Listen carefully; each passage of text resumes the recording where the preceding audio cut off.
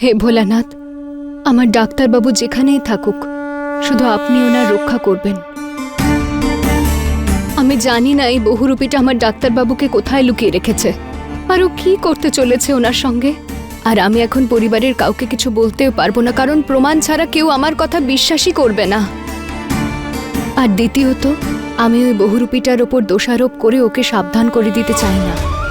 কিন্তু আমি এটুকু জানি ভোলানাথ, যে আপনি আমার সাহায্য নিশ্চয়ই করবেন। শুধু একবার আমি ডাক্তারবাবুকে খুঁজে পেয়ে যাই ভোলানাথ, আর তারপর আমি এই বহুরূপীটার মুখোশ খুলে দেব।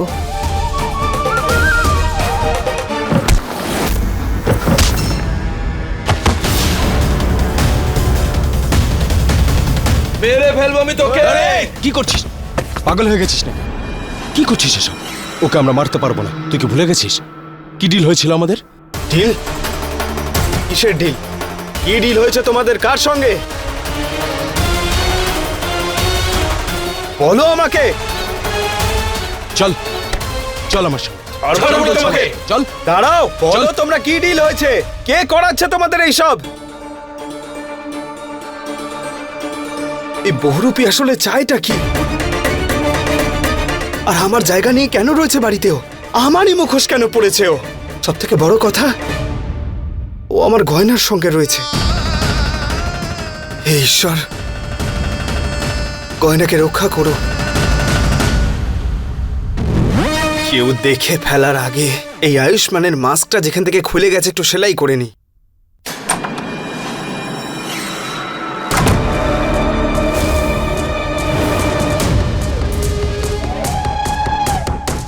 আরে এইভাবে কেউ ভেতরে ঢোকে? কি হয়েছে? আরে কি করতে চাইছোটা কি তুমি? আমি কি করতে চাই? এসব তুমি কি করছো? এই যে আয়ুষ্মানের মাস্ক পরে নিজেকে কি আয়ুষ্মান মনে করছো? ভুলে গেছো আসলে তুমি কে? খোলো, খোলো এটা। আরে কি খোলো। করছো কি তুমি? খোলো। আহ!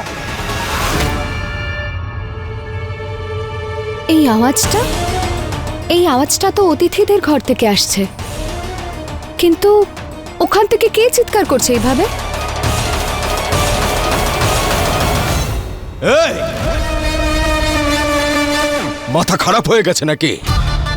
যখন দেখো বিড়ালের মতো ঝাঁপিয়ে পড়ে আমার মাস্কের উপর নখ চালাও। জানো আমার অবস্থাটা কি হয়ে আছে? কি করছোটা কি তুমি? চাইছোটা কি তুমি? সেটাই তো আমি চাইছি, সেটাই তো আমি জানতে চাইছি যে তুমি আসলে কি চাও।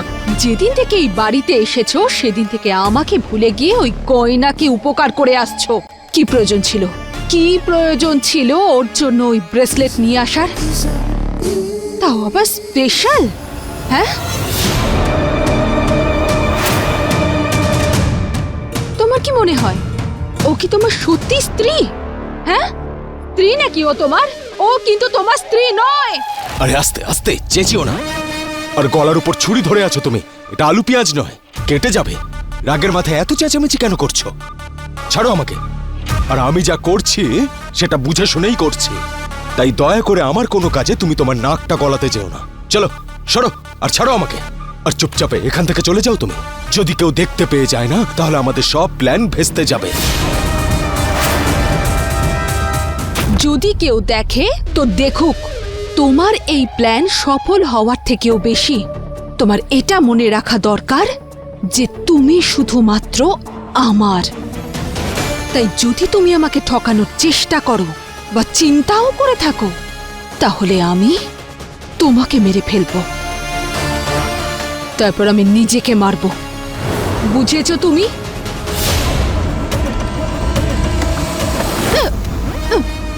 ও ম্যাডাম, কোনোদিনও নিজের জায়গাটা না ভুলে যাওয়া উচিত নয়, বুঝলে? মনে থাকে যেন।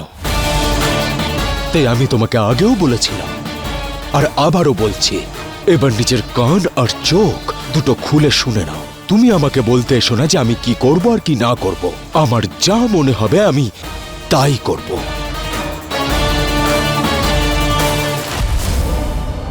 তাই এখানে যখন তুমি এসেই গেছো, তখন চুপচাপ থাকো একদম। নাহলে তোমার জন্য যদি আমার প্ল্যান ভেস্তে যায় না, আর আমার মাথা খারাপ হয়ে যায়, তাহলে তুমি নিজেকে কি মারবে? বরং আমি এসে তোমাকে মেরে এখানে এই ফ্যানের মধ্যে তোমাকে টাঙিয়ে দেবো, বুঝলে? বুঝলে? কে ভিতরে?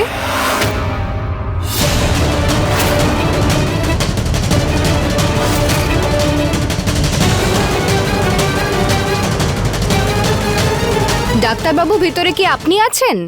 গয়না, গয়না, পিছিয়ে যাও, সরো এখান থেকে। আমি এখন মাস্কটা পরে নি, এখন তো সেলাই করারও আর সময় নেই। আর তুমি এখানেই থাকো, বাইরে এসো না। আমি বাইরে গিয়ে গয়নাকে সামলাচ্ছি। শুনতে পেলে তুমি? মনে থাকে জানো। এবার নাও, এটা ধরো, খেলা করো এটা।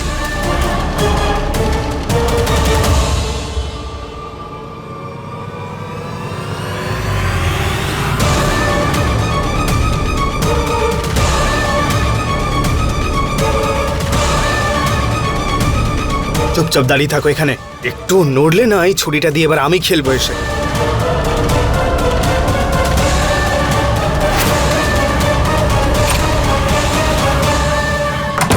আপনি এখানে? আপনি এখানে কি করছিলেন? ওই আমি দাড়িটা সেট করছিলাম।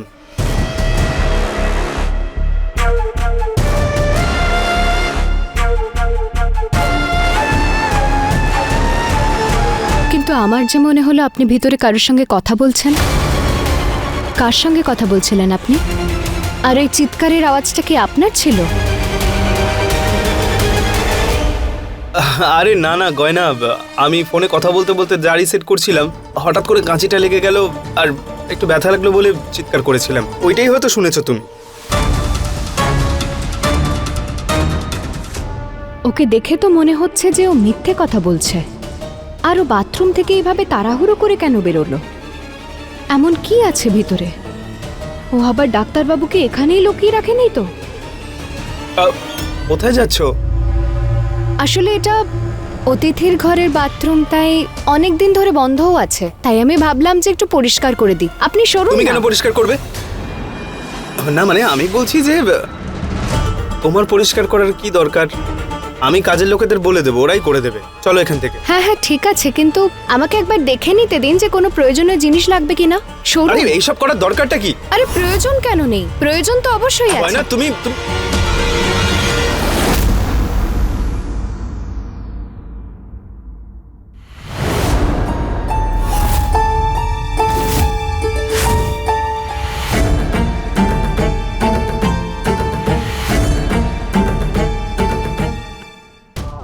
এখানে তো কেউ নেই, তাহলে এই বহুরূপীটা এত ভয় পাচ্ছিল কেন?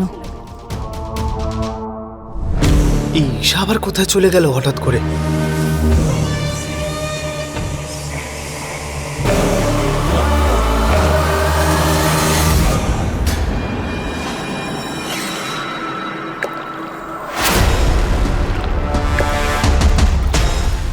দেখলে সবই তো আছে এখানে, কোনো কিছু তো দেখছি না লাগবে বলে। আমি সার্ভেন্টকে বলে এই জায়গাটা পরিষ্কার করিয়ে দেবো। তুমি চলো, এসো।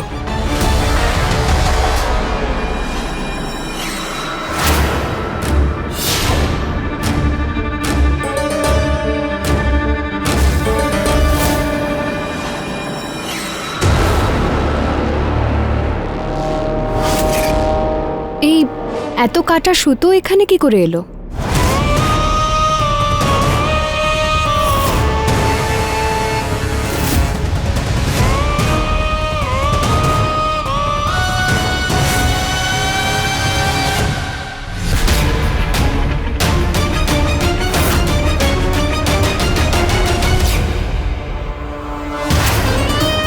আরে গয়নার চোখও না একেবারে চিলের মতো, মাটিতে পড়ে থাকা সুতোও দেখতে পেয়ে গেছে। কিন্তু ভুলটা আমিই করেছি, তাড়াহুড়ো করতে গিয়ে সুতোটা তুলতে ভুলে গেছি। গয়না এখানে ঈশাকে দেখে ফেলার আগে আর ওর মাথায় আরো কিছু চলার আগে এখান থেকে ওকে নিয়ে যেতেই হবে আমার।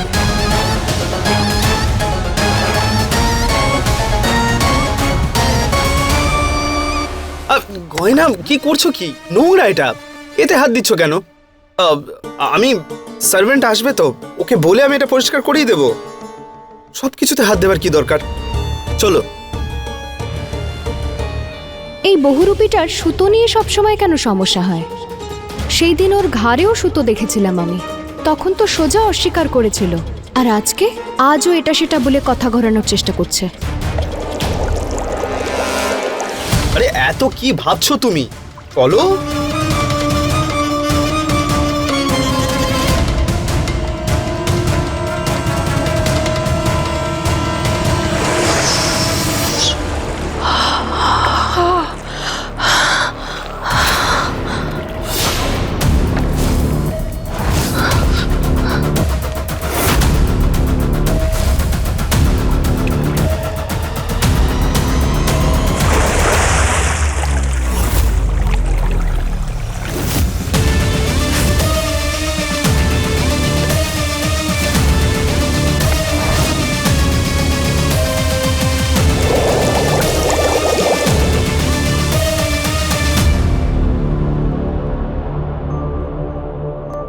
এই আওয়াজটা কিসের ছিল? আওয়াজ? কোনো আওয়াজ পাইনি তো আমি। আমার না মনে হচ্ছে তোমার কান বাজছে, কিছু একটা ভাবছো তুমি। চলো যাই এখান থেকে। গয়না এসো।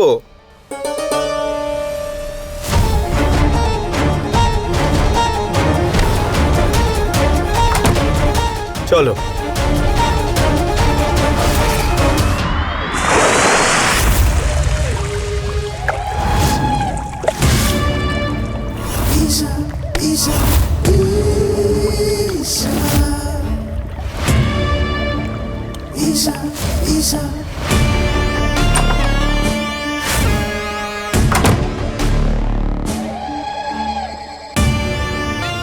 বিরাজ, যেভাবে তুমি গয়নার কাছে যাচ্ছ মোটেই ভালো করছো না।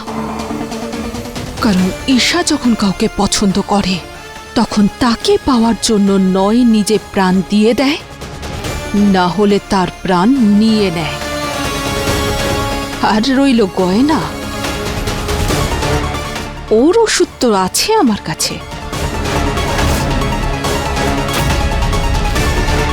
হ্যাঁ, ওই কেমিক্যাল পাঠিয়ে দাও আমার কাছে।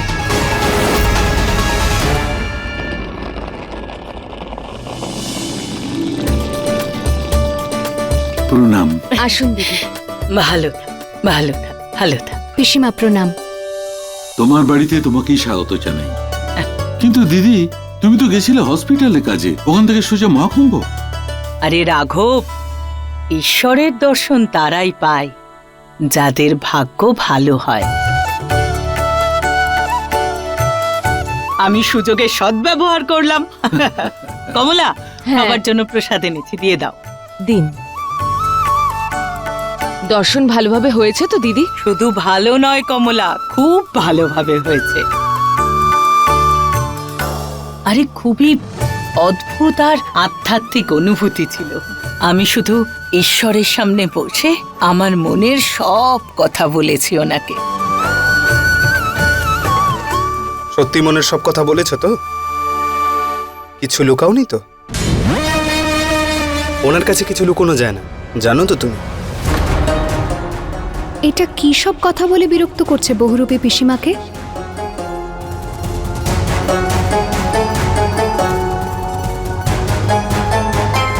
এসব কি বলছিস আয়ুষ্মান?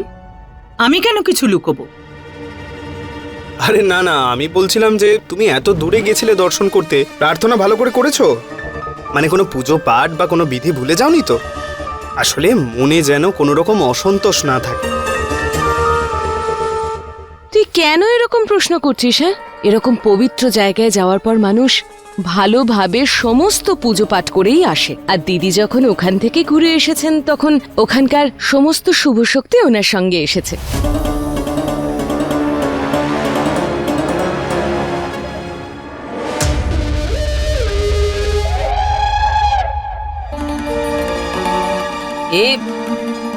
একে আরে দিদি, ওর সাথে আলাপ করো। ও হলো ঈশা, আমাদের ঈশানের হবু বউ। ঈশানের হবু বউ? সম্বন্ধ পাকা করে দিয়েছো তুমি? ওই দিদি, কি জানো তো, তুমি এখানে ছিলে না, আর মেয়েটাও না খুব ভালো, তাই আমি এই বিয়েতে রাজি হয়ে গেছি। আর আমরা যাতে ওকে খুব ভালো করে সবাই চিনে নি, সেই জন্য আজ থেকে আমাদের বাড়িতেই থাকছে। ও বড় বউ, সবকিছু দেখছি ভালো করেই বুঝেছো। প্রথমে আয়ুষ্মান জোর করে বিয়ে হয়ে গেল, এতদিন ধরে আমাদের কাছে লুকিয়ে রেখেছে, তারপর সেই বিয়েটাকে স্বীকারও করল। আর অন্যজন এই যে তোমার আদরের ছেলে ঈশান, ও মেয়ে পছন্দ করলো, তোমরা ওকে এই বাড়ির বউও ভেবে নিলে। সাবাস।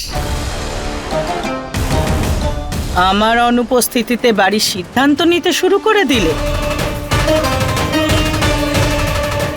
ভুলে গেলে বড় বউ, এই যে এই বাড়িতে আর আমাদের পরিবারে আমাকে জিজ্ঞেস না করে একটা পাতাও নড়ে না। আর তোমার এত সাহস হয়ে গেল যে আমার অনুপস্থিতিতে সম্বন্ধ পাকা করে দিলে তুমি। আমি বলেছিলাম ওদের যে তুমি যা চাও এই বাড়িতে তাই হয়, সেটা ঠিক হোক বা ভুল। ওর কি হয়েছে? ও পিসিমার সঙ্গে এইভাবে কেন কথা বলছে? আয়ুষ্মান, এমন করে কথা বলছিস কেন? সোনা, কোনো কিছু নিয়ে কি চিন্তায় আছিস? আমার উপর রাগ করেছিস?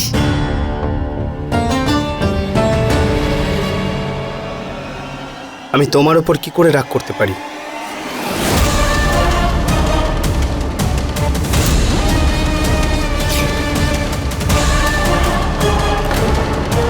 কি হলো পিসিমা, আপনি ঠিক আছেন তো? হ্যাঁ হ্যাঁ, ঠিক আছি। আমি একটু ক্লান্ত লাগছে, আমি আমার ঘরে বিশ্রাম নিতে যাচ্ছি। হ্যাঁ দিদি, অনেক দূর থেকে আসছো তুমি। ঈশান, দিদি সুটকেসটা ঘরে পৌঁছে দাও। তুমি যাও, বিশ্রাম করো।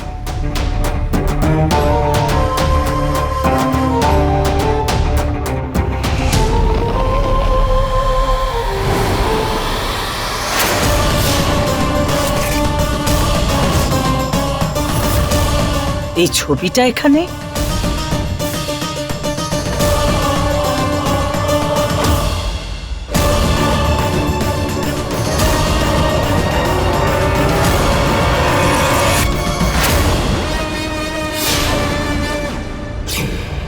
দিদি, এটা পুরনো অ্যালবামে গয়না আর আমি পেয়েছি।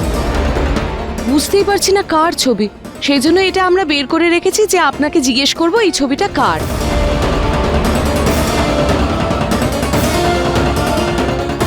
হ্যাঁ পিসিমা, পিসিমা আপনি কি জানেন এই ছবিটা কার?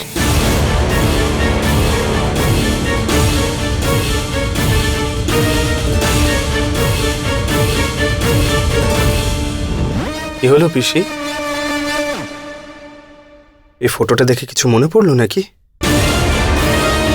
বলে দাও না সবাইকে কে। আমি জানি না, আমি জানি না এই ফটোটা কার। তোমরা এত বিরক্ত করো না তো, আমি আমার ঘরে যাচ্ছি।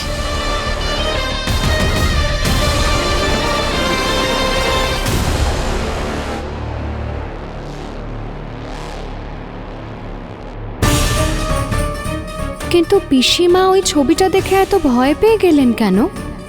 ওই ছবিটা আসলে কার?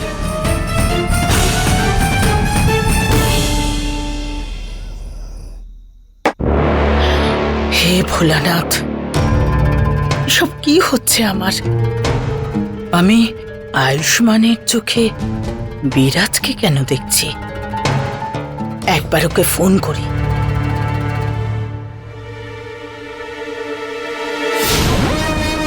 হ্যালো, কোথায় আছিস তুই? তোমার খুব কাছে। দেখ, আমার সাথে না বেশি চালাকি করিস না, বুঝেছিস? পরিষ্কার করে বল কোথায় তুই। একবার জানলার বাইরে তাকিয়ে তো দেখো।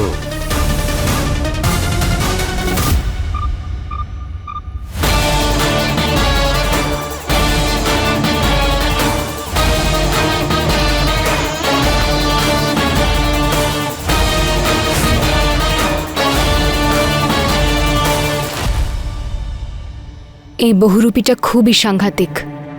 ও নিশ্চয়ই বড় কিছু একটা ঘটাতে চলেছে, কিন্তু কি?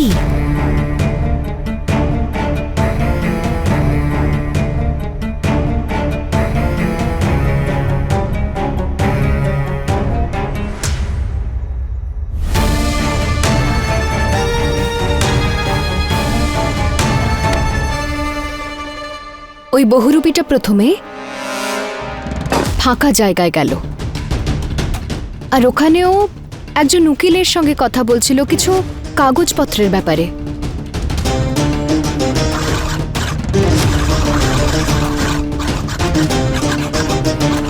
কাগজপত্র যা বলেছিলাম তৈরি হয়েছে তো?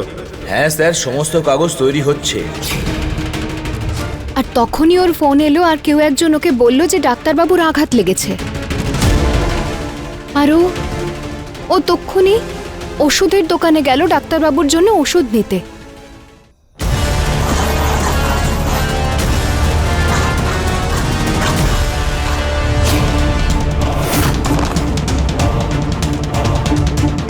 ওখান থেকে ও ডাক্তারবাবুর কাছে যেতেই যাচ্ছিল, আর তারপর হঠাৎ করেই দাঁড়িয়ে সোনার দোকানে চলে গেল।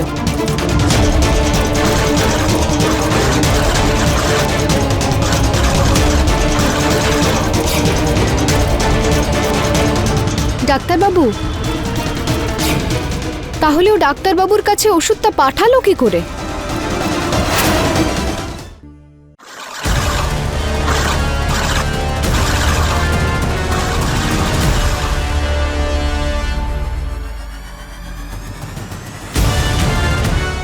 কারণ আমি যখন ভিতরে গেলাম তখন ওর হাতে ওষুধের প্যাকেটটা ছিল না। তার মানে তো এটাই যে নিশ্চয়ই ওখানে আরো কেউ একজন ছিল যাকে ও ওষুধটা দিয়েছে। তার মানে এটাই নিশ্চিত ওই জায়গাটার আশেপাশেই কোথাও ডাক্তারবাবু রয়েছেন।